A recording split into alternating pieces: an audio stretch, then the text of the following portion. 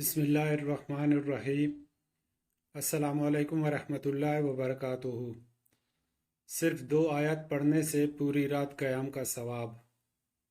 سیدنا عبداللہ بن مسعود بیان کرتے ہیں کہ رسول اللہ صلی اللہ علیہ وآلہ وسلم نے فرمایا، جو شخص رات کو سورہ بقرہ کی آخری 2 آیات پڑھ لے وہ اس کے لیے کافی ہو جاتی ہیں۔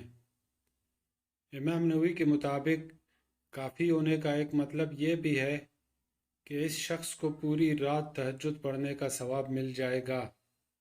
جو شخص رات کو سورہ بقرہ کی آخری 2 آیات پڑھ لے وہ اس کے لیے کافی ہو جاتی ہیں۔